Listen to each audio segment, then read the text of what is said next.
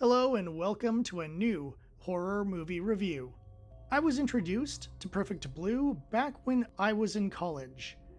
I was told it was a weird horror movie, and that some people in my friends group were adamant about never watching it again. This made me curious as to what kind of movie Perfect Blue was. The title and cover didn't tell me much about it, but my curiosity was high enough to give this odd movie a try. After I saw it the first time, I had to take a moment and consider if this was the best anime movie I had ever seen. Years have passed since then, and I've seen many more anime movies, but that has not diminished my opinion of this film.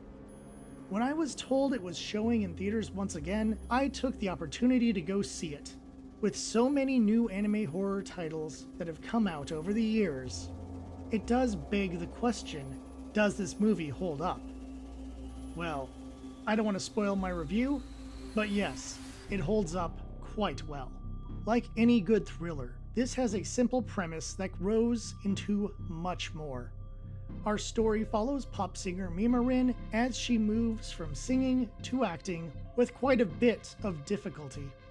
She learns about a website that talks about her life in the first person.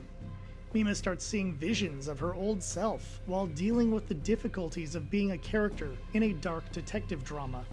From there, things spin out further and further as Mima's grip on reality gets thinner and thinner. The story is great, and while it might be a bit difficult to follow upon first viewing, that is clearly the intention of the director, who wants the audience to understand the mental turmoil that Mima is facing. The blending of reality, delusion, and the TV show create a surreal world that both the audience and our lead character must navigate to reach the end. Perfect Blue has endured due to the various themes it explores: the obsession of fandom, the search for personal identity, the expectations of others, existentialism, the questioning of reality, and the dangers of the spotlight. The mixing of themes, especially when they contradict each other, help bring the audience into the madness that Mima is facing. The more chaotic things become for her, the more questions are raised. The blending of dreams, reality, and the influences of others make this story more interesting with each viewing. Many of these themes are tied together with the website Mima's Room, where someone, perhaps Mima without even realizing it, is telling the world Mima's deepest thoughts. It makes Mima question herself. It gives her fans the wrong impression of her. And it adds a darker element to the film as Mima tries to discover how anyone could know her deepest thoughts. More importantly, why is that person sharing them with everyone else? With our current society crazed with social media, this movie has even more to say than it did back then, which is part of the genius of this film. It just gets better with time. There aren't many characters that get a focus in this movie. This is due to the story being primarily about Mima and how she is dealing with the growing chaos around her, and the reactions that the public has about her choice. From the head of her agency being in total support of her, to her manager questioning if this is the right choice. More than that, we see how the industry treats her, with a sleazy photographer, an annoyed co-star, an ambivalent director, and a writer who wrote a crime drama without knowing who the killer was. Note to all writers out there, finish your script before they start filming your show. There is some great character work with Mima, from seeing the other members of her pop group find success without her, to her nerves on the set of the show. You see her go through so much.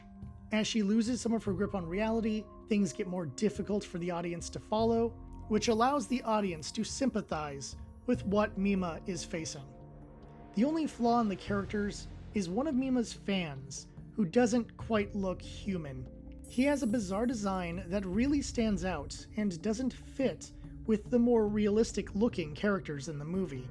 While I can understand why they did this, I think it would have been more scary if he looked like a normal person and just blended into the background. That way audiences might not even notice him until the second or third viewing. Despite that, the character is weird enough that he fits into the theme of questioning reality because he seems too strange to be real. This character does not bring the movie down, but overall, the design feels like a strange choice. One of the reasons why this movie still holds up is that the aesthetics bring this movie up to a level that most thrillers wish they could achieve. There is great use of color, from overly colorful chaotic scenes to more flat colors used to show the duality of the world that Mima is dealing with. In many ways, it reminds me of Suspiria, where the colors shift from vibrant to dull in order to create mood.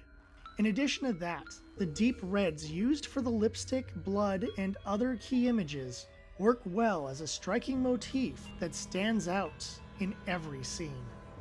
On the sound side of things, the movie uses all the tricks. Sound effects keep building up the sense of tension and stress as the sound effect levels keep shifting to create mood. At moments, there are no effects or voices to show a disconnection with the world around Mima. More than that, this is a movie where the music feels like a character. Not only do we have the saccharine pop song that shifts between diegetic and non-diegetic, but we also get background music that sounds like heavy breathing, and music that ramps up more and more, creating a sense of tension and horror as things get more and more chaotic. There is so much care and effort put into the aesthetics of this movie that it really sets it apart from other anime horror titles. Perfect Blue is not just a great horror movie. It is a great movie, period. This is the kind of movie that should be watched by all fans of the anime medium. Perfect Blue is one of my favorite anime movies, and easily one of my favorite horror movies overall. If you haven't seen it, then do yourself a favor and watch it. This movie was amazing when it first came out, and it is even better now. Bottom line, Perfect Blue is 5 out of 5, a must-see. Thank you for watching, and if you want more horror reviews, let me know with a like and a comment. I plan to do occasional horror reviews now and then, but to be honest, I'm glad the holiday season is coming up, because I could use a break from the macabre. Until next time, thank you for watching, and I'll see you at the tavern.